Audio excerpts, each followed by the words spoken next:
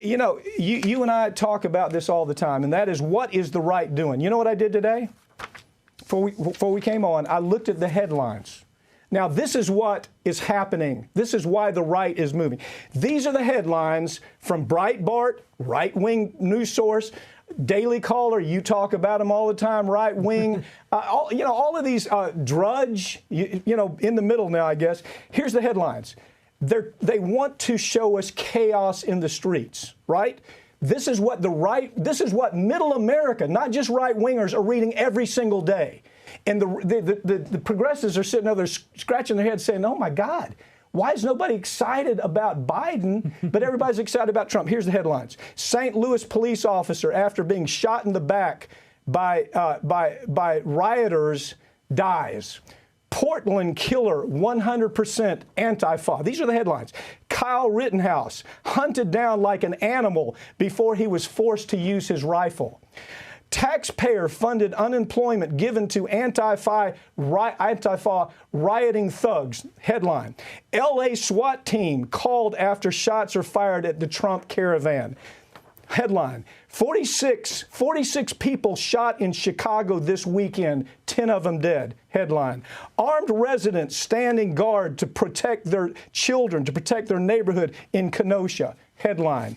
AutoZone stabbing suspect says he felt he needed to find a white male to kill.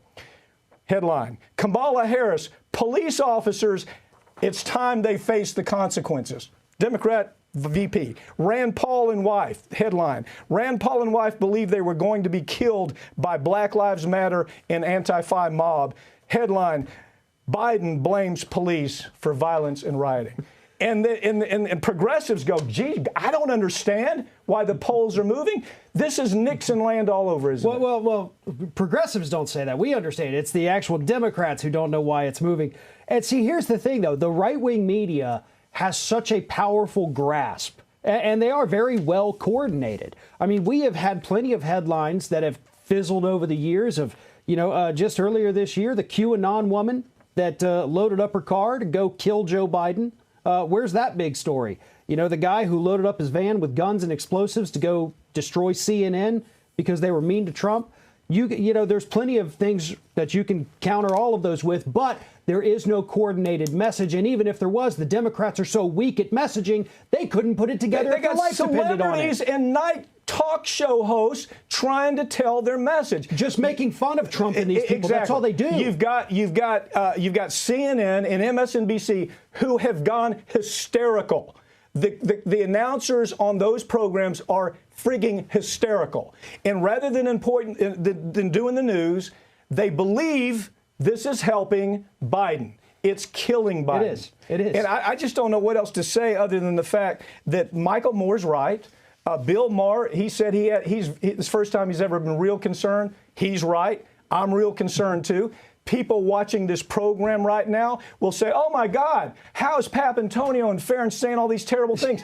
Because it's the truth, not because I want Trump elected or you want Trump elected, but the Democrat regime has become so frigging hysterical that we can't even talk about these obvious things. Those headlines that I just read, those are all today's headlines. And it's every single day that middle America is getting these headlines. And to tell you the truth, it's scaring the bejesus out of them. I have to point out, too, you have Yvette Nicole Brown, who's she was on a show called Community. She's a big Democrat. She actually came out and said, we never had anything like this. We didn't have riots or protests while Obama was president and Biden was vice president. She said that 3 days ago. And everybody pointed out, the progressives did, they said, have you not heard of Ferguson? Yeah. This didn't just evolve under Donald Trump. This isn't a thing that only happened because of Donald Trump. And that's why I bring up there's systemic problems that have to be addressed. And that is what initially the actual people that were protesting peacefully, that is what they wanted.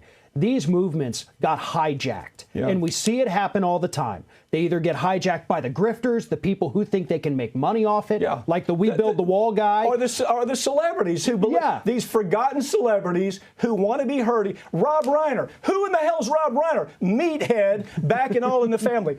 Barbara Streisand, The Way We Were. That was the last thing I can ever remember she sang. These are the people talking, or I could go on forever. These are people, most people don't even know who the hell they are. Right. And you got middle America reading headlines juxtaposed with that. Right. At the same time, the economy is collapsing. We're still in the middle of a pandemic. It's not even safe to send our kids back to school. But this has become the thing.